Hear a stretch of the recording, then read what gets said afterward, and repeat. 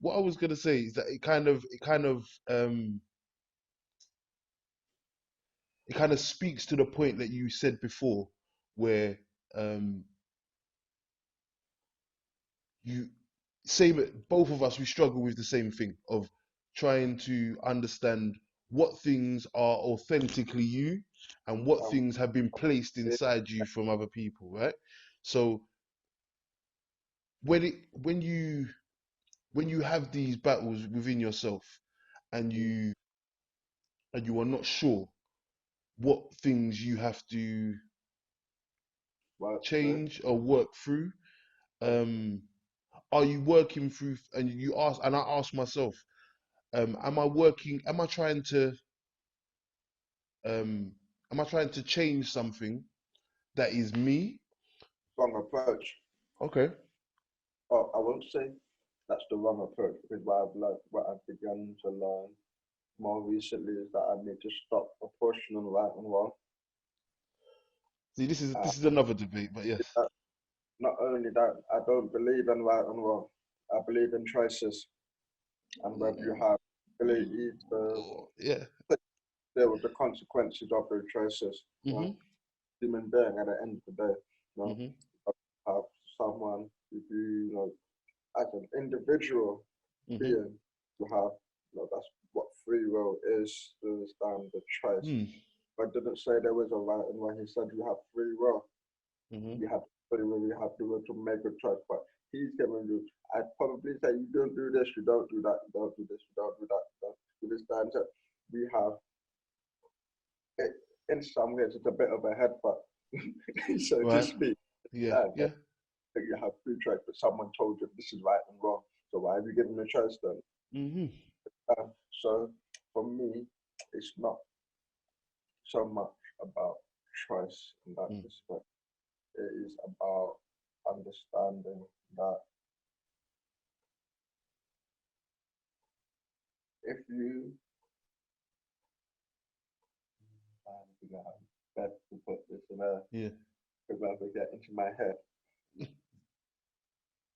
it's not that it's the wrong approach, but when you start from a thing of what's wrong with me type of thing, that sends you down a faster spiral than anything Mhm. because you then start picking at every single thing that Yeah. that person you, you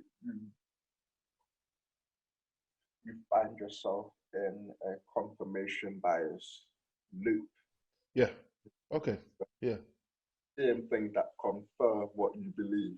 Uh-huh. Therefore, because you're focusing on that, it works. Okay.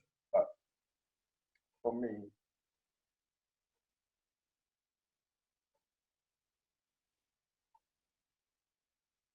I said to my partner, I think it was yesterday, the day before, that I realized I didn't really talk about my childhood.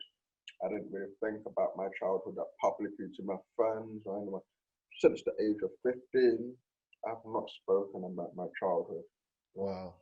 And it's only in the last year or two that I've really started, as I felt with like, overcoming the trauma with the stuff, that I've really started to Mhm. delve into my Yeah. childhood. I really realized, wow, a lot of the stuff that I'm dealing with now stems from the Mhm. uh,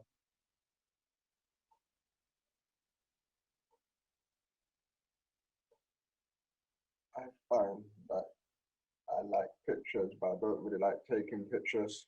Not like memories and no child memory and that. Yeah. Yeah. I find that while they're good, they hold or paint a particular picture of that time. That Uh-huh. when you back to that time, Yeah. Yeah. Yeah. Yeah. Yeah. hours and happy days and then stuff, right? Uh-huh. And that stops you from seeing what really was going on because you might have been a child at that time, you might be smiling at that camera, but I guarantee you, your mum, your uncle, or someone told you to smile for the Yeah. camera. Yeah. And Yeah. Yeah. Yeah. Yeah. Yeah. Yeah. Yeah. Yeah. there was something that happened that was making you upset, but everyone was like, smile, smile, smile. Mhm. Because of that, we can find ourselves remembering things that didn't happen. and memory on its memory in and of itself is not reliable. Yeah. And so because at any one moment, unless you have a way of mind palace where you know how to compartmentalize memory so vividly, the chances are that your memory doesn't come back chronologically. Yeah. You understand? Yeah. Like that type of memory, you draw it out when you need to. And because of that, different events can overlap. Yeah. And how to recall it. Understand? Because that confirmation bias comes in. You're trying to remember something, which means that your brain or your subconscious will help you to believe that you did. Yeah. I hear you. That understanding that our brain and our subconscious does so much to protect us from the experience. Yeah. As adults, we go through life thinking that we're okay, life is good, that we're blessed. But the reality is that we've just put on so many layers of clothes other people have put on to us. Our values, that's one layer of clothes. Religion, that's one layer of clothes. How your family wash or how they go cook a particular food, tradition, and that's one layer of clothes. What time you wake up in the morning, how your family conduct themselves, that's another layer. And you keep adding layers and layers and layers and layers and layers. Get to the degree, then you get to the job, then you get to the house, then you get to the family, and you just wrap yourself in all these layers of achievement without ever really knowing yourself.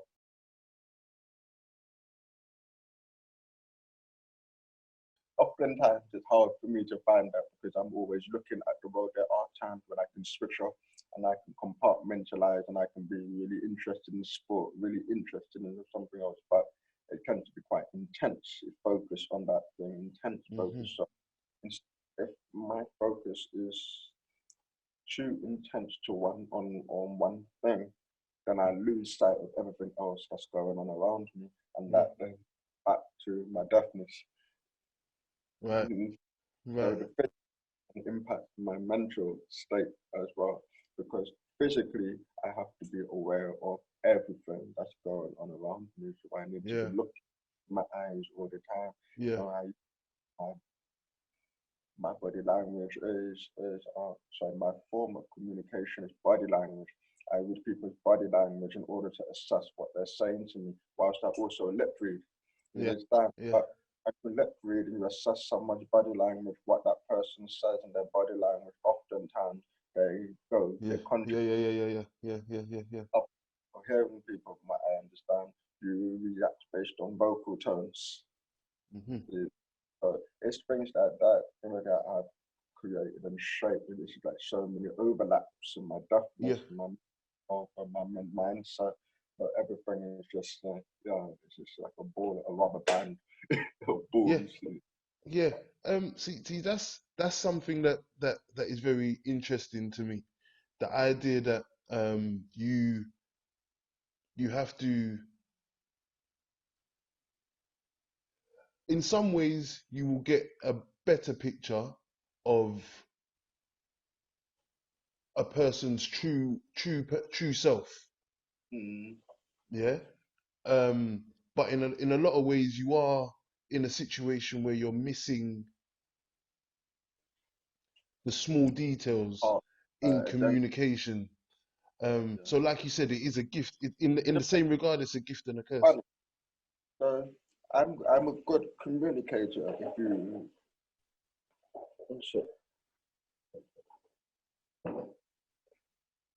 I'm a good communicator if you consider being a public speaker to be an end all of public speaking, of communication. You understand? Because that's how I learned to speak, because that became my shield, so to speak.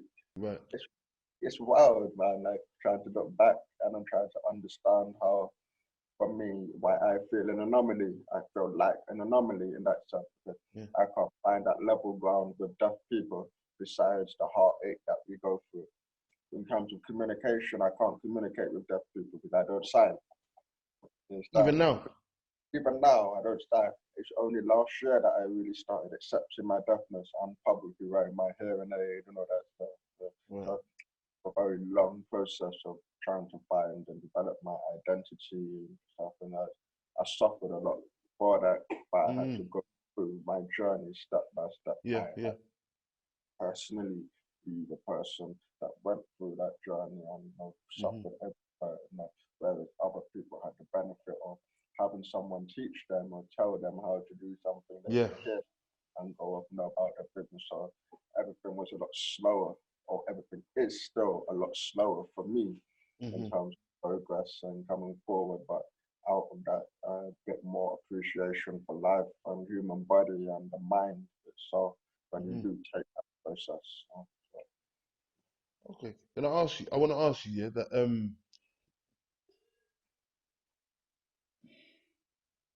when you say that you were in denial of your deafness, right?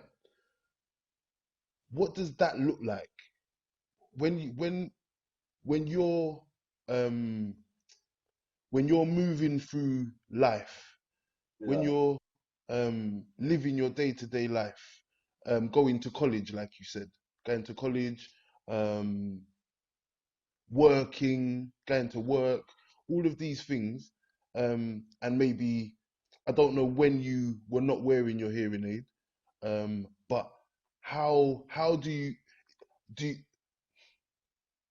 do people not know? Are you in your mind? Are you trying to hide it? Are I you was trying to trying, pretend that you could? yeah, I was basically trying to hide and pretend that I was hearing because obviously I could speak, so people assume that if you can speak, you can hear. Isn't it? So for Right. me, like, even now, I still do it. My partner would tell you, even now, I still do it. Like, it's literally a habit now. I'll be Yeah. talking about, yeah. You'll be like, what did you say? What did I say? And I'll be like, I don't even know. so, so, um, yeah, I went through that period because I felt like in order to fit in, I needed to look like everyone else, and I was tended to be the only person in a room who had a hearing aid. You understand? And after a while, that gets a little bit, it gets a bit dry. And I mean, after just 5 years of having to explain to people what's in your ear, like, what's that in your ear? What's that in your ear? What does it do? Like, fam, it's a fucking hearing aid. What do you not see? Did you get Yeah. it? Yeah, you should get that. So after about 5 years of having my hearing aid, I was like, fuck this, I ain't wearing my hearing aid. I used to be able to hear before, I'm sure I'll be able to hear after. But at that point, my hearing had actually got worse. Right. So it was literally a decision, a choice that I made. But again, it was down to the lack of support systems that I had Yeah. around that time. So yeah, it's a bit of an old one, man. For me, is the pinnacle of everything that I do is you need to take the time to understand. You need to slow down. You need to stop. But it requires to be able to do it in this space of time. Because it's taken me 10 years to get to this point. But I would say the last 4 or 5 years with my partner probably accelerated. It probably would have taken me another 10 years to get to this point if I hadn't known. I feel like so, and not only that, I'm deaf, so I have time.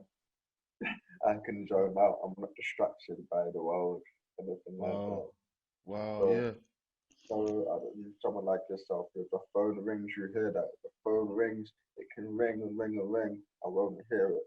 You understand? Someone Yeah. putting on the door, I won't hear that. You understand? So it's a lot of things that have helped me to get through my process a lot quicker. I'm not distracted at the benefit of being able to sit in my room every single day for hours while I was depressed and just think, just think, read books, go into my memory, start a question. Why did I do that? Cool, let me go and find research behavioral sciences. Cool, I've got that. Let me go and research leadership, and I'm just learning, just connect the dots. That's what it is. And it's just a sparse, there's a map of dots. And our job as adulthood is as adults is to basically connect the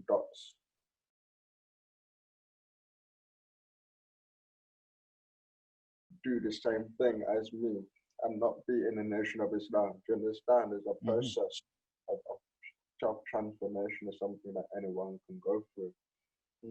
Yeah. It's just a bit of question of there were flaws because most of the people who started the Nation of Islam in this country in the 80s, they were younger than you and I. Yeah. In 22 when they found no Minister Power card in America, and they were like, you know what, we want to do the same thing over here. At 18 to 22, you don't know nothing. Yeah, facts. Literally, you're guessing, you're assigning roles of power to this one and that one. People are abusing their roles. People are taking advantage of that fact, and that is going to happen. So mistakes have occur, splits occur. People part ways or what have you. So it's, like I said, there's a downside to everything, every route that you take. But it's what lessons you take from that. If you then start it again, or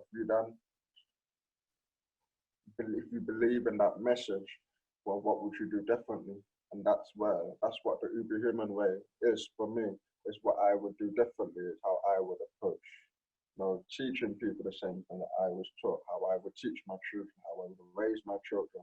You understand that it's a lifestyle. Yeah. You understand That's that you're doing every single day. You understand it doesn't stop. I don't train. My training, I don't do training. I go out and I go to the gym and other stuff. I don't consider it training.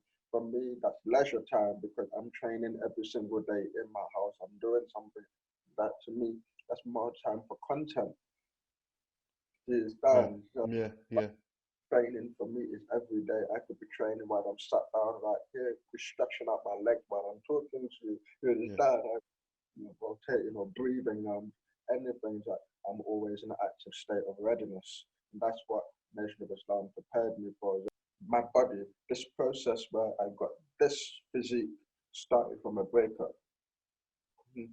My partner broke up with me. I can't remember what we broke up about actually. But she broke up with me. She was getting tired, but she was always making like little things, little things and remarks about being skinny and not like how she liked henchmen and that stuff. Now when I process and people are like, oh, how did you get that? I'm like, bro, I broke up with my ex, and I was like, what? She wants a henchman, yeah.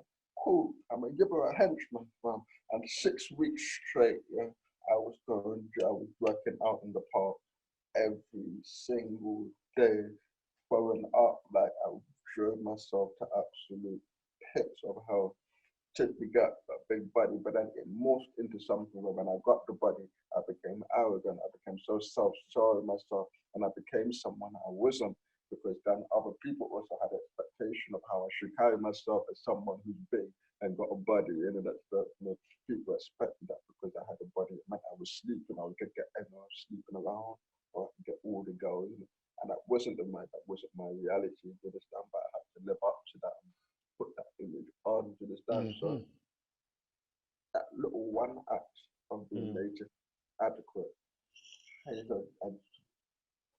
impacted 10 years of my life, trajectory of 10 years. Can you imagine just that one, and that one person was in my life for 1 year. But that little thing impacted 10 years of my life, and it's turned out to be for the good, you understand? But this is what I'm talking about. How honest are you about the experience you've had? How honest are you about how you reacted to a certain situation, to an argument, to something your mum said, to something your dad said, something your friend said, something your employer said? How honest are you with yourself? Always have this tendency of saying that I'm going to put it to the back of my mind, I'm fine, I'm cool, I'm going to get on with it. But in that moment, you felt like you wanted to kill that person. In that moment, you felt like you wanted to cry, you felt something in that moment.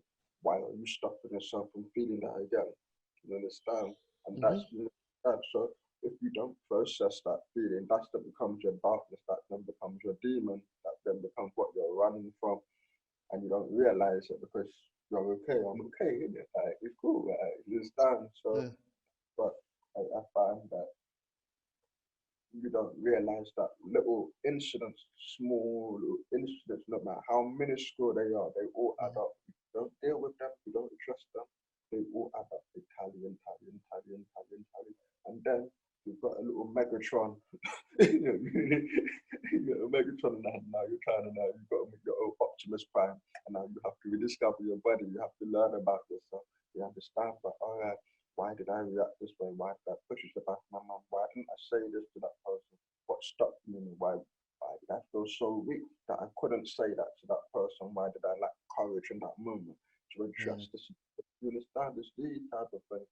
And that's what I'm saying when I say that if you want to be truly honest about who you are, then you have to look at every the situation, how you respond to the situation. There's type of things that I'm trying to learn about myself now. I've got this place and I've just moved in, and I broke down in the tears the other day when my partner was saying I've been snapping at her and that stuff. And I'm like, in my head, I'm like, I ain't been snapping. I don't understand.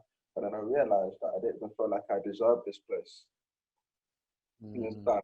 Or like I deserve anything that I've had in my life, so to speak, after the Nation of Islam, because my mum drove this idea in my head that I had to struggle for everything. You know, everything that if I wanted to be the best, I had to struggle and earn for it. It had to be hard work. And all I ever saw from my mum was struggle, hard work, and stuff. I never really saw the rewards of that.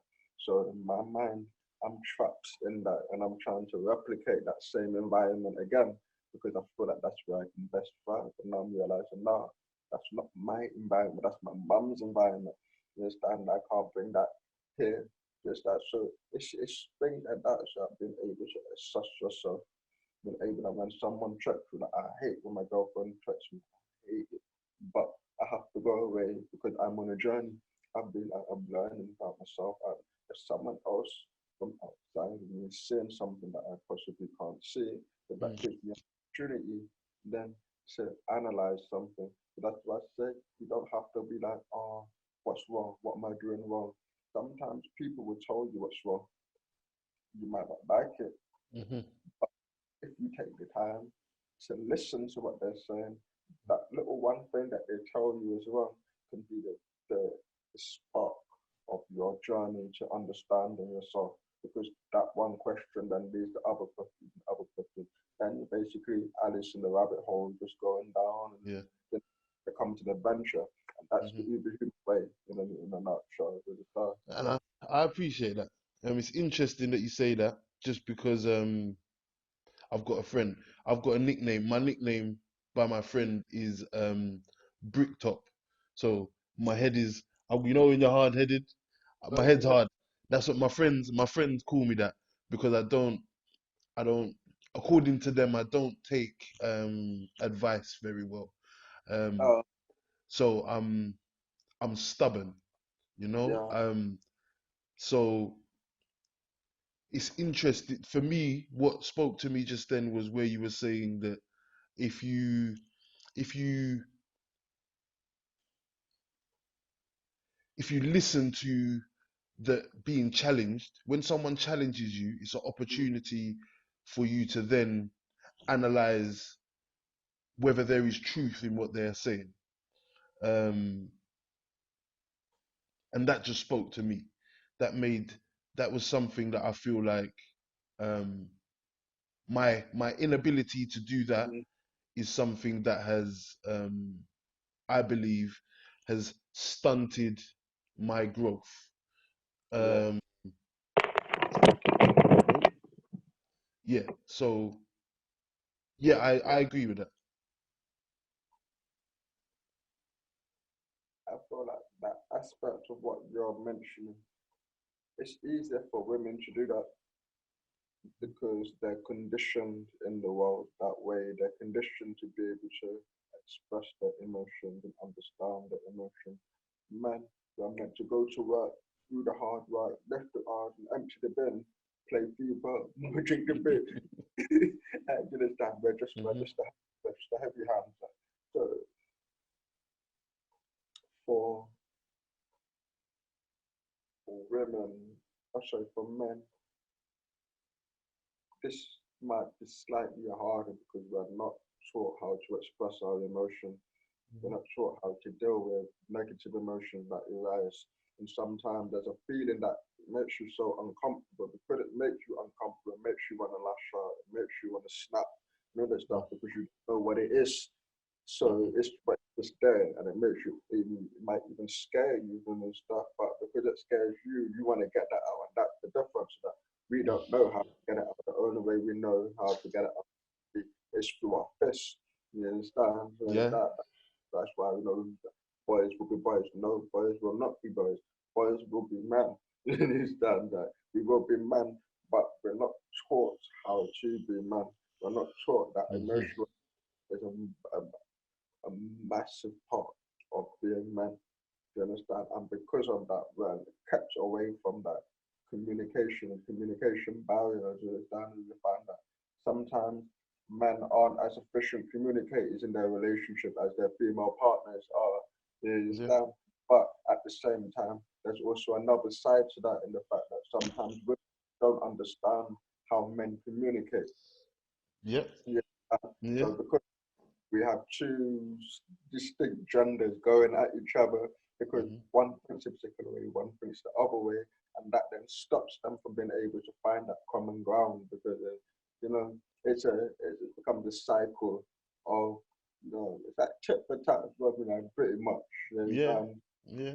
And it's so hard. It's literally so hard to escape from it, man. It is hard. I think, but I think how I view it, I believe that it's very cliche. So um, I can only control myself. So I I can only change how I react to the feelings that you describe. So if I'm triggered by something and I snap and I shout or I'm aggressive, it might be an involuntary response in the moment, but I have to be able to um, address it afterwards. Um, I was talking to the lady that was on the woman that was on the last podcast, right? Um, we was talking on the phone before the podcast and talking about um, men having the vocabulary to um, articulate their feelings and their emotions. And like you said, that the women are given permission to access their emotions, right? Um, but we as men, we yes, but we have to. It's individually we have to be responsible for learning the language of emotions. We have we have to do that ourselves because But society won't do that. have that though. Remember, Mm? we have XY, we have both chromosomes. Mm-hmm. Yeah. So you already have that capacity. Men are disconnected from the feminine side of themselves. Mm-hmm. Uh,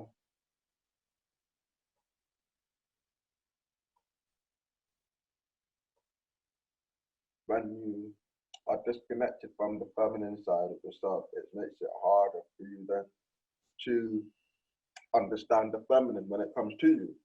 Mm-hmm. Feminine is something to be protected, not realizing that you yourself are also the feminine. You understand?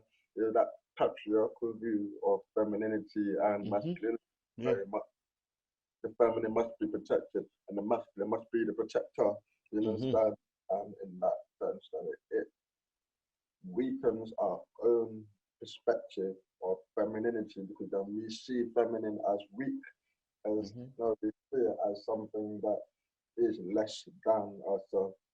Because if you need to be protected, then you must be weak. That's the way of this world. You understand? Mm, You know? mm, And mm. Yeah. it's a psychological thing as well. Is that we have to postpone. If you say to a man, "Be more feminine," he's gonna say that. Or if you say to a man, "He's acting feminine," Mm-hmm. chances are he's gonna turn around and go, "What you trying to say? I'm gay." Mm-hmm. And we immediately associate that, because as far as like, it's the lesser than you. You understand that? a gay man is less to do that masculine, is that's not who I am. So because of that, we have association, the word association. That's why I like playing that game of word associations every now Mm. and then. See Mm. what thing people associate words with. You understand? If I was to give you a word and be like, all right, no, if I was to throw out a word about a picture, all right, what is the first picture that comes into your head when you think of peace, zen? Probably a white dove. Right, you understand? So you're conditioned to think of Yeah, like yeah, yeah, yeah. peace does not look like that. I was Peace gonna, looks I was gonna lie as well. like that at the end. Yeah, Yeah, we have to think about how to even become a dove in the first place to be able to sell the. You understand? That's what yeah, it is. yeah, That's the part that we're missing. yeah. Often we associate a lot of positive words and positively intended words Mm. with the end result. Yeah. Associated with the journey that goes on before the end result. And because of that, we miss a key part of all of these things that we preach about: happiness, peace, inner peace, zen, finding balance. We miss the key point because we don't understand that there's a big amount of work that goes on underneath to achieve those things. It's not just about waking up and saying, I'm happy. Cool, you can do that 50, 50, 55 days, Mm. but that's not going to change the fact that if you haven't found happiness to the point where you don't need to say that you're happy every day, Mhm. then you're not really happy. You Mhm. understand? You're Mm. happy, you don't need to say that you are. You understand? But Mm. a lot of these books and other stuff is what they call the self-help books. I can't remember what they call them, but there was an article I read in the Guardian where they were talking about self-help books being some kind of scam. Okay. Basically traps people into the very system that they're trying to get away from, just Mm. helps them to find more efficient ways to live within a system that is oppressing them, so to speak. So Yeah. our idea of peace and zen and that stuff, a lot of the spiritual aspects of it, you won't read about that in the books that do with self-help. Mhm. They'll talk about how to organize, how to put things together, how to change your house around, but they won't deal with the spirituality side of it. They'll Yeah. be told Fair. positive words, repeat affirmations, that stuff, but it goes much deeper than that.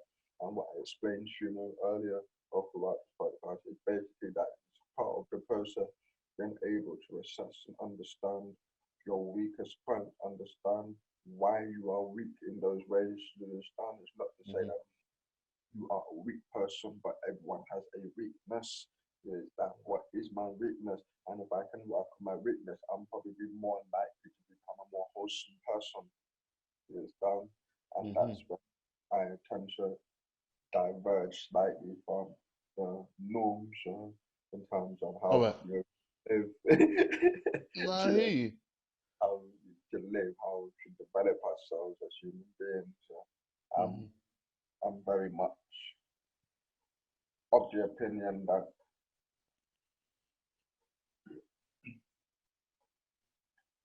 I'm I would consider myself an outlier.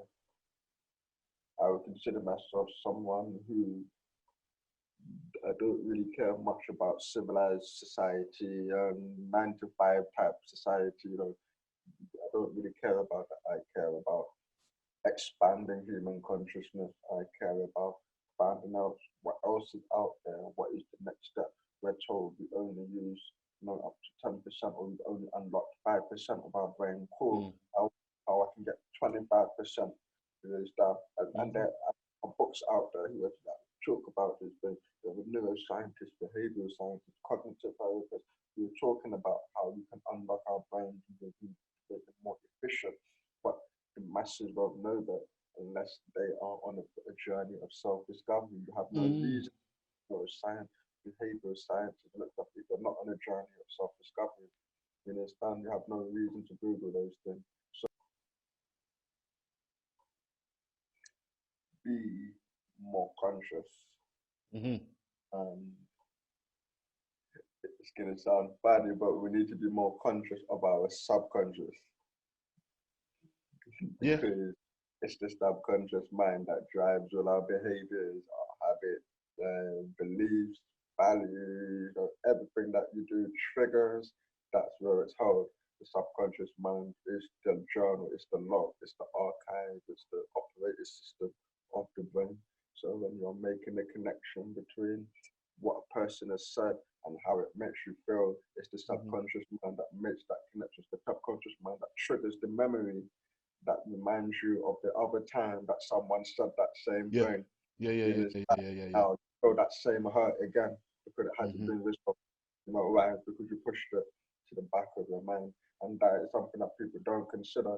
We use words, but like you said, words are spells, right? Names are called, names are instructional, and even they tell you about who you are, right? Mm-hmm. So words are spells. So when you say it, I'm pushing it to the back of the mind. The back of the mind is the subconscious. You Yeah. understand? Yeah. Subconscious doesn't forget anything. The conscious mind can forget because that's what we need to use every single day. We function on our conscious mind, but the system that is logging down everything that you're doing, everything that you've experienced, everything that Mm-hmm. you think good and positive, that's the subconscious mind. You understand? Mm-hmm. And that's what the trauma enhanced order understand how to be a better person, a better human, or Mm-hmm. just a better version of yourself. Well, um,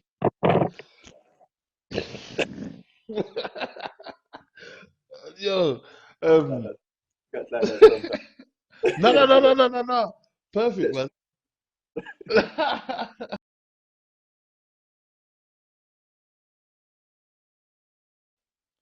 if you,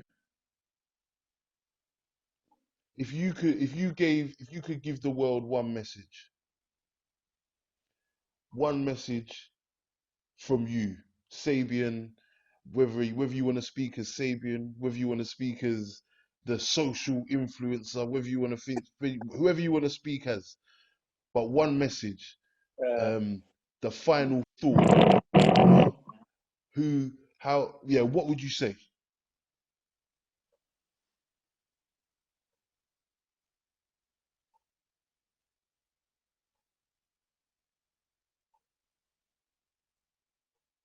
I would say I say them and no one else in my social Yeah, influence. yeah. Yeah, I would say them, but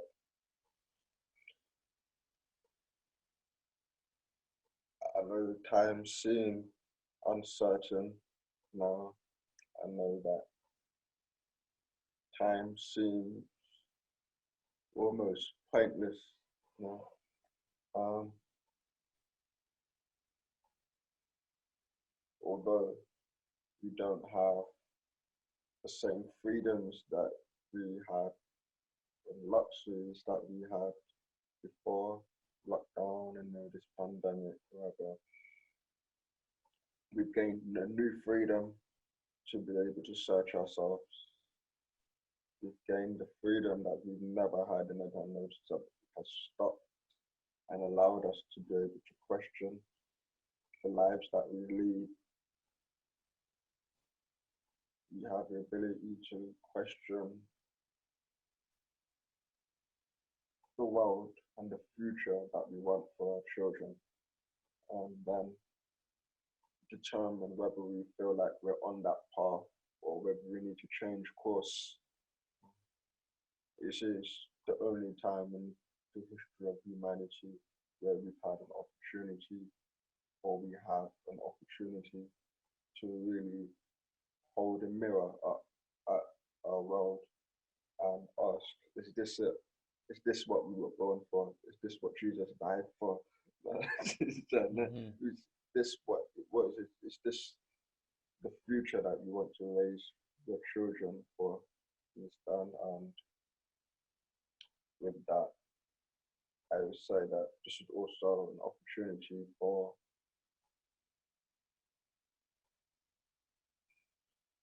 a new kind of human consciousness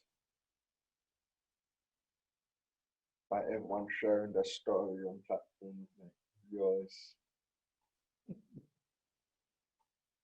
You helping people to create connected consciousness. That's how we understand each other. When someone opens up and shares their story, Yes, that's when man. that person truly begin to understand them. So we have a unique opportunity to try and create that, where we share our vulnerabilities, where we share our weaknesses, and we don't hide behind the mask. We take the mask off. And in doing that, humanity is able to heal better that way, rather than from a screen, I'm sorry, it's this, it's that. So my message, my one message is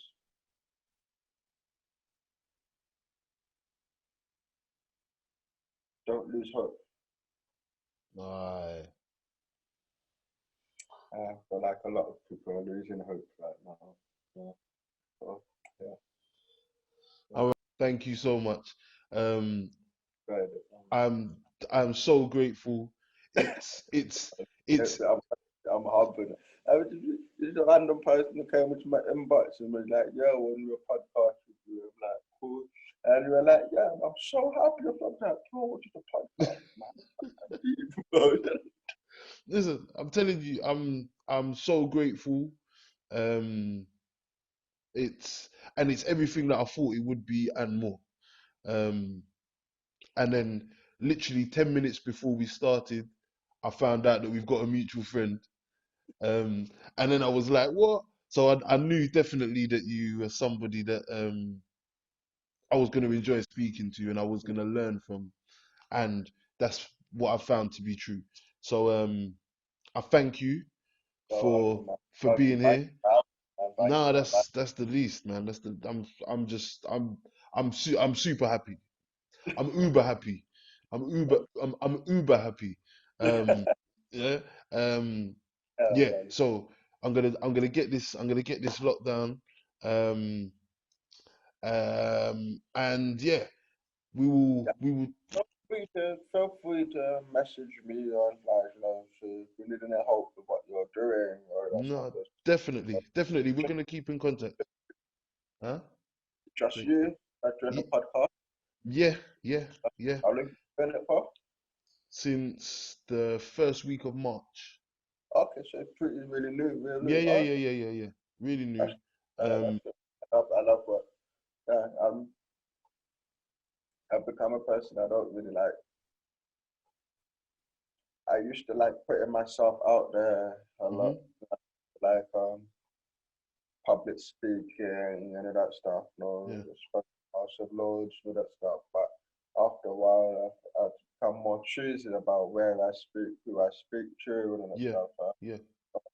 I don't know, there was just something curious about your presentation, the name, and everything. I was Yeah. like no censorship. I was like, go down. Okay. Yeah. Yeah. I could, No, I appreciate that. right. Right. Happy I'm able to connect with another kindred soul. Facts. Facts. Yeah, this is definitely not going to be the last time that we speak, and fingers crossed we'll even do another podcast down the line, you know. But yeah, I appreciate you, my bro, and thank you for being part of too much Thank you. information, man. Love, Take care. love, my bro. Thank you, brother. Take care. Big up. Yeah.